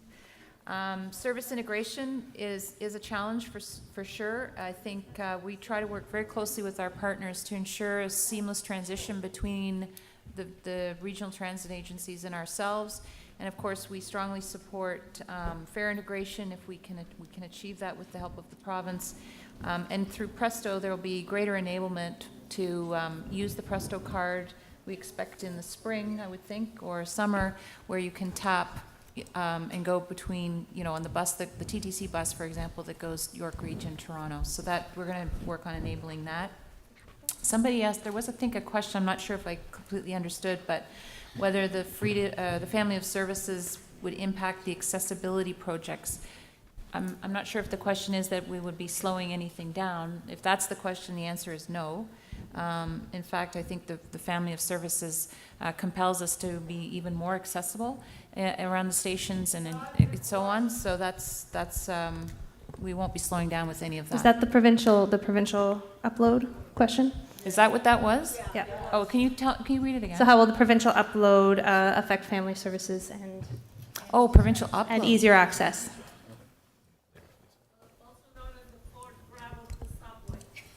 So I don't know what this upload was discussed today at City Council, and I would encourage anyone here who's interested to go and take a look at what was discussed at City Council today.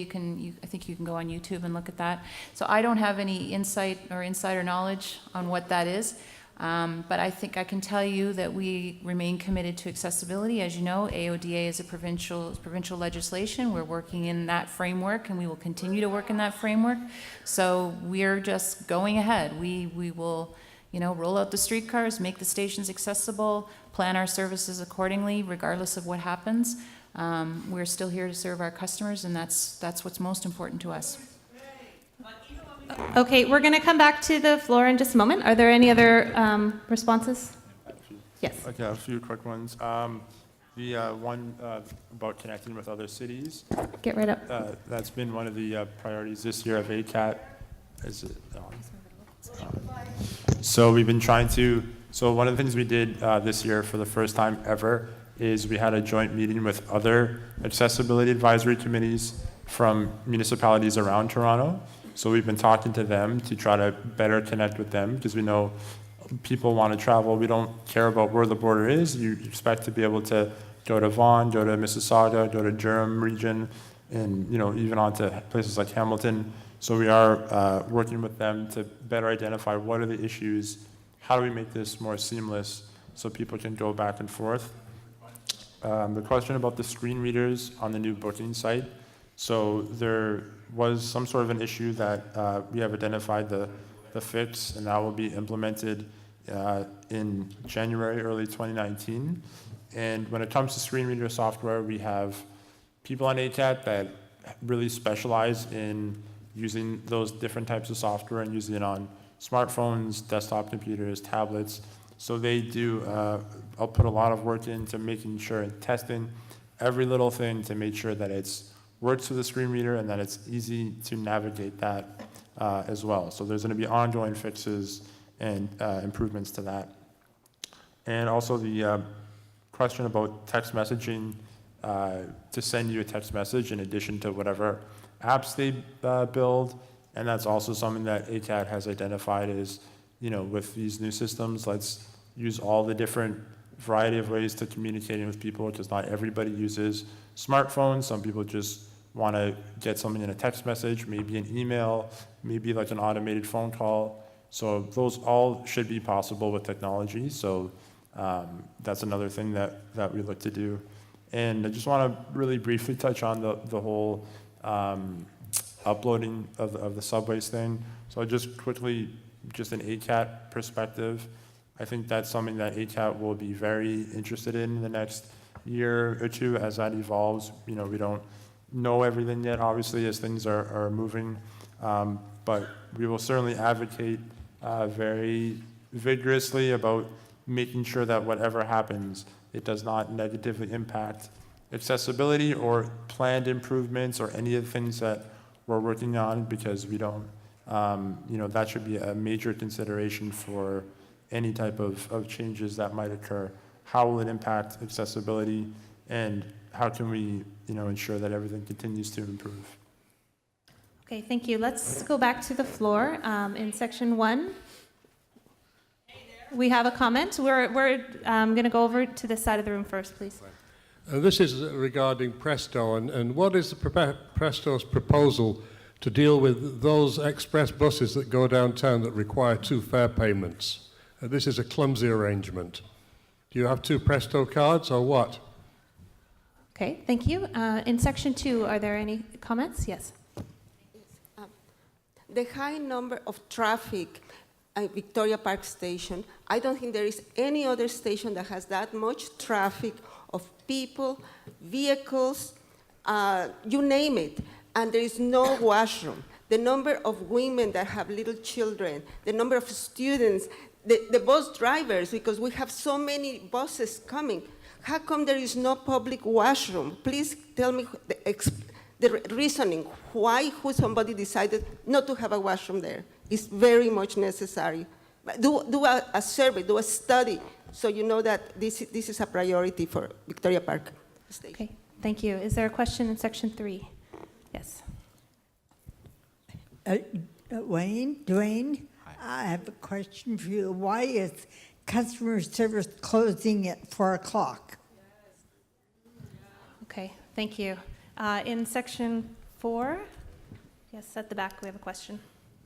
Hi, I really appreciate the service I'm receiving, but I do have some issues. Sometimes I put in a request for a ride 2-3 days in advance and I don't get a ride. And today I was 2 hours, my ride was 2 hours late, which I missed most of this forum. It took an hour and 15 minutes to get through to the priority line. The first time I called the priority line, I was on hold for 36 minutes, and I didn't know whether or not I was still on the line because I didn't get a message saying to please thank you. I got one message saying thank you for waiting, and that was it. The rest of the time was dead silence. Also, since when our ride is late and we can't get through priority, can we call Beck or Co-op directly and find out, you know, where our ride is or what's happening, since we can't get through to you guys? Okay, thank you. Is there a question at the front? Yes. Yeah, 2-hour transfer, actually, I don't know if people realize it's technically blocked by the rule that Wheel-Trans now has just imposed in the new electronic booking system. You have 45-minute mandatory be at a destination. When you actually book your ride, there's a half-hour window put on either side, plus when you ask for your trip, they automatically factor in about an hour and a half for the duration of your trip. So if you took the time and sat down with a pen and paper, you'd find out you might be extremely lucky to get one return trip, whereas on a conventional side, you may get more than that. So it's just something to look at. Scent. I just ask everyone, please do not wear scent. I know we talked about scent in the vehicles, those deodorizers, but it's also imperative not to wear scented products on Wheel-Trans. There is a sign in the vehicle. The priority line, this is a new one. The line, I've never seen it busy before. I spent over an hour yesterday trying to get priority, could not even get past busy. So this is a critical piece that really needs to be addressed.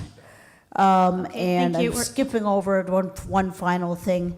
The vehicles for the little buses, just for clarification, ACAT didn't choose those directly.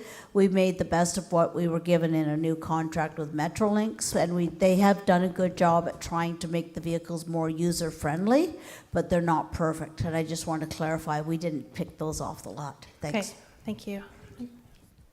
Okay, just a quick question. I'm having equipment problems in as much as I operate a walker that folds front to back rather than side to side.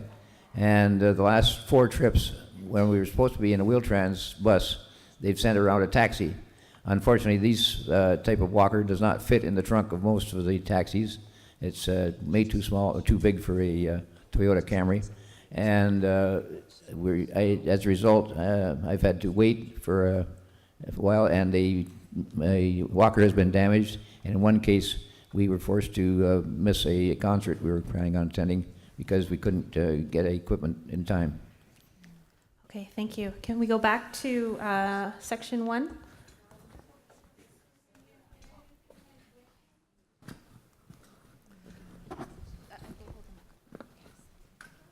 Okay. But I heard that you guys are thinking about having transit trainers. Are you going to include having people with disabilities also be doing the training for other people with disabilities? Okay, thank you. Section 2, any comments? Yes. Yeah, I just have a concern. I predominantly use the friendly bus, and maybe you can get the drivers to go back to their original training to do not leave the securements on the floor for when we're getting on or getting off. Besides making it difficult, it wreaks havoc on the anti-tilt wheels and things of that nature. Thank you. We have a question in section, I think we're right at the front here, yes. Okay. Has the TTC considered stimulating the economy by hiring more human beings to be operators? Because, I mean, it's just the waiting times and just also you seem to rely so much on robotic technology, like GPS. I was in in a vehicle, and the GPS tells him to go one way when he could have dropped us off instead of taking us on 45-minute tour to the other place. I mean, this is, human beings can figure out things that GPS can't. So this was the, you know, and it would have saved 45 minutes of my time. So he goes all the way, picks up this person, drops her off a few blocks, and then comes all the way back to drop me off, and then goes all the way back down to that place. And he says, well, I have to follow the GPS, because if I don't, then they'll say, oh, well, you didn't follow that, and why are you 2 minutes off of your 2 kilometers off? You should have done this and that. It just gets to be a real, I mean, we human beings can be smarter than this GPS. Okay, thank you And for we your... need more operators. Thank you for your comment. I think we have one at the back.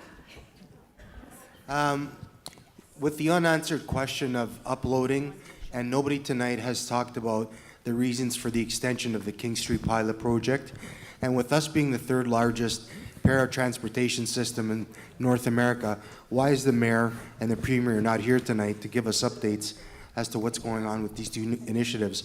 You always see both of them on TV, and they're always pushing their agenda, but they're not here to talk to our demographic of people. Okay, thank you. Hi. Yes, over here. Okay. I have 3 comments. One is I realize that a lot of the waiting list issues and so on are extremely bad right now because you're still working through the bugs of the new system. However, I've noticed this for many months, and it seems to me that this is because the criteria for who can use Wheel-Trans has been expanded this year, and I've waited an hour or something to try and get through to the reservation line because I couldn't do what I needed to do online. And she said, well, it's because we're dealing with so many new people. And I thought, then we need more vehicles on the road, please. And even if it's a waiting list thing, even if I go on a waiting list, I don't know whether I can schedule my next day, whether I'm going to get that ride or whether I'm not. Sometimes I haven't. So it's still, the waiting list is still an imperfect solution, and I hope that that's going to be more finely tuned in the future. The taxis that we're told to get these accessible minivan things, I'm not talking about the accessible vans within Wheel-Trans, but the ones that are just with Beck and Co-op and so on. I have real trouble. I cannot get in and out of those things. If I could, I probably wouldn't need Wheel-Trans. So, but I have always been told that that is not a separate category of vehicle that I could therefore have on my, my profile to say, don't assign this kind of thing. And often when it's a sedan, that kind of vehicle still sometimes gets dispatched by the company. So Okay. if that could be dealt with, Thank you. that I'm would going to be have to great. hold you there, and we're going to move on to another comment. Does the microphone runners, are there any other comments? Okay, yes. So we're just a note, we're running short on time. So what I'm going to do is I'm going to take comments for a few more minutes, and then we're going to turn it over to the panel to respond. I have a question here. Yes. Why is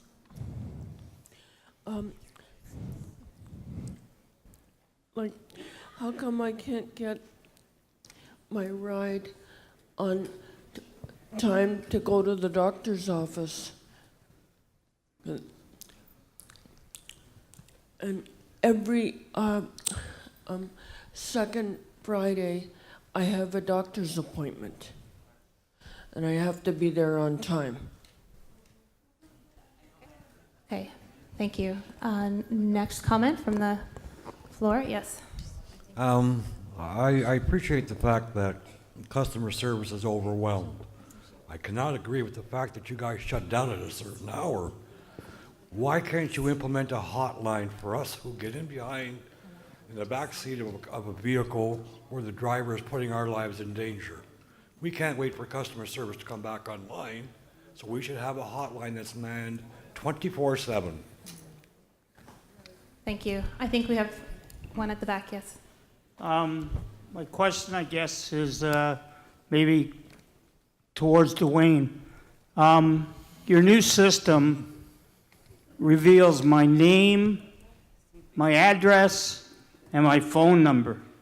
The old system never did that. I'm curious why it's there and for what purpose. With the advent of internet being taken as easy as it can be, I'm not saying that the TCC will have that happen, but I don't want everybody knowing who the hell I am or where I live or how to get a hold of me. Okay, thank you. I think we had one. We'll go with one for now. My question is simple. Why can't there be a way to, there used to be a wonderful box on the TTC website that would let me on my own personal computer save my password and number on my computer. Now I can use password autofill, but I shouldn't need to do those 2 extra steps when I'm signing into the new website. Second of all, the other thing I want to say is I used to be able to change my address and change my phone number through a form on the Wheel-Trans booking site. Now that they've got my phone numbers in the wrong order and my calls are going to the wrong telephone number for the call out, I can't correct it online. And again, I am not always available between 8:30 and 4 p.m. to call the customer service line. Okay, thank you very much. We're going to take one question here and then one at the back, and then we're going to turn it over to the panel for final comments. Hello, I know it's modern time and whatever you call it, but why do you assume that everybody has an internet? Why you think everybody has a computer, everybody has an iPhone? I am on the old system, and I want the old system to continue.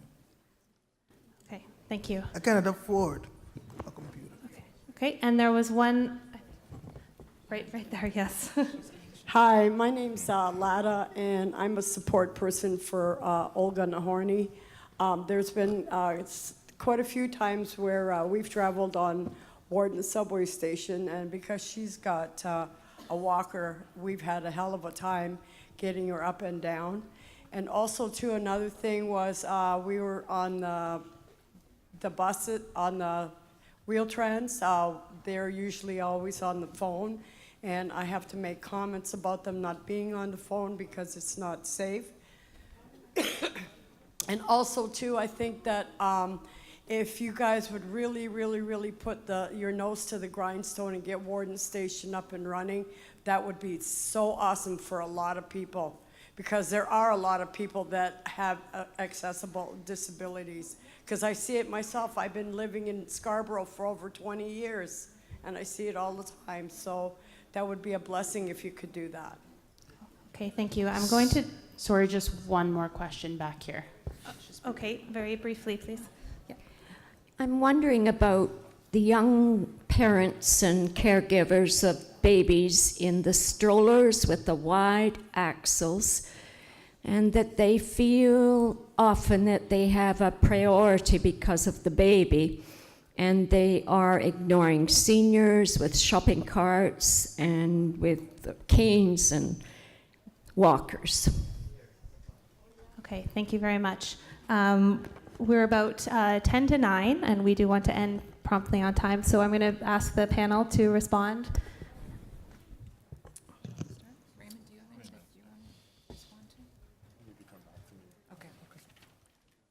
All right, I'll deal with just a couple off the top. We'll try and get some of the low-hanging fruit, as they say. So the public washrooms at Vic Park, that's a legacy system. Obviously, when we designed the stations and installed them, it wasn't contemplated that there was a need for washrooms. In hindsight, was that a good decision? I think we get plenty of feedback on that. So that's something that we have to consider as we move forward and design new stations. And if there's opportunities for the legacy system and there's funds available, because we're always competing, obviously, with various priorities. The King Street pilot, why was it extended? So that happened today at City Council.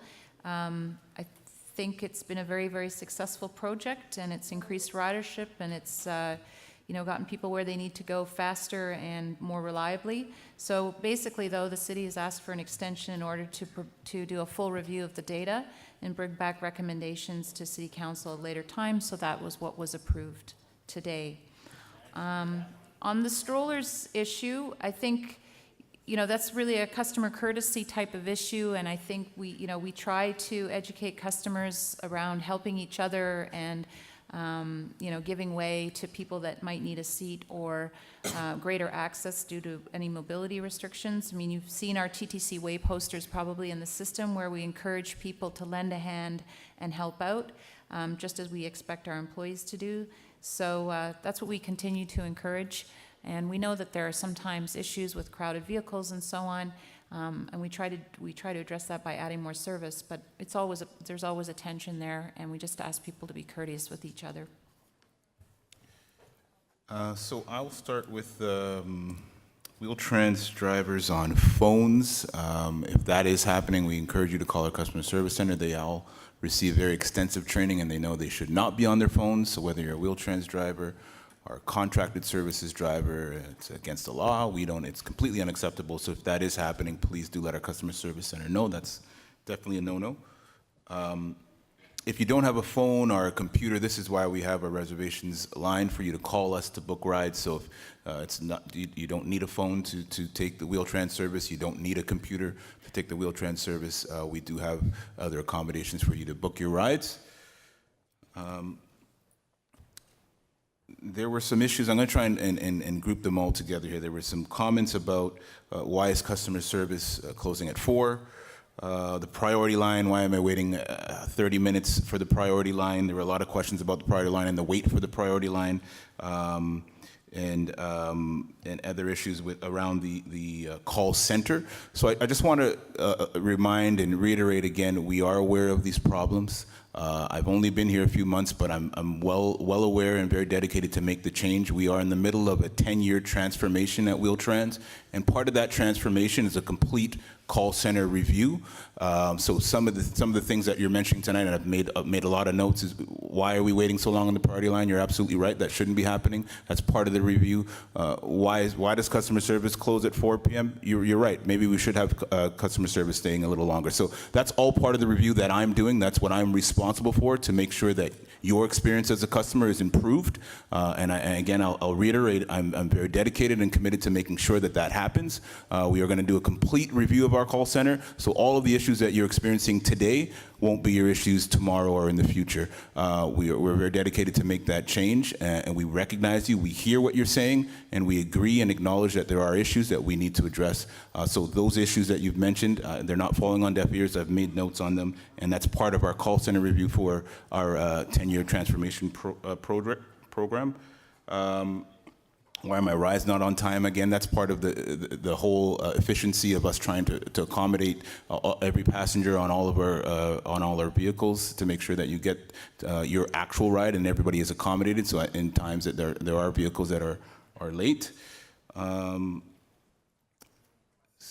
ATs. There were issues with ATs, specific issues about accessible taxis and not being able to get in or out of them, and needing vehicle exceptions, or issues with particular vehicles. Again, those are things that we can deal with on an individual basis. Please call our customer service center or myself so we can address those issues with you, so make sure that you are being accommodated to the best that we can get for you. And I think, was there something? You're going to talk? Oh, you're going to talk? Go ahead. I just want to quickly talk about the comment about the washrooms on the subway stations. So the person, I want to first off thank you for making that comment, because I think that's actually one of the issues that people often forget about, about the washrooms. And I do agree with you. I think having washrooms more available is an accessibility issue. I think it's an issue for seniors. It's an issue for people with children as well. And I think that's something that we'll definitely take back and integrate more into, number one, anything new that's built. I think should have washrooms, and then look at are there opportunities for increasing the presence of that elsewhere, because I think that's it's one of those important issues that once you start using the subway system, you start to realize that there aren't washrooms everywhere, and that can cause problems sometimes. So thank you for that. I think there was a question from this side of the room in terms of the Downtown Express. Yes, today we don't have a solution for payment with Presto that'll take the double fare. We will, in the first half of 2019, have that solution. It essentially will use data from our new CAT AVL system to get that single tap and single double fare payment. And it is also the same solution that will allow us to do the cross-boundary travel and the cross-boundary payments into YRT and Mississauga. So both are coming in the May timeframe in 2019. There's also a question in terms of the 2-hour transfer and what we can do better to integrate with our new reservation system. So that is something that we'll also take back and see what opportunities exist there. Well, time sure flies quickly. So on behalf of the TTC, I would like to thank you all for your participation this evening, both those of you who are here in the room and, of course, those who are participating online. You've been very generous with your thoughts, comments, ideas, and I'm sure these will be very valuable as the TTC continues to improve transit accessibility. Please remember that this is not the end of the conversation. I think we need to get the contact info slide up. But if you have any questions or comments that were not addressed tonight, or if you have additional ideas throughout the year, please continue to be in touch with the TTC by phone, 416-393-3030, or the TTY line, 416-338-0357, by email at accessibility.forum@ttc.ca, through Twitter via @TTCHelps, there we go, or by sending a letter to the office at 1900 Yonge Street on the first floor. And of course, you can also reach out to ACAT by emailing acat@ttc.ca or by calling 416-393-4111. So thank you again for your time, and have safe travels home.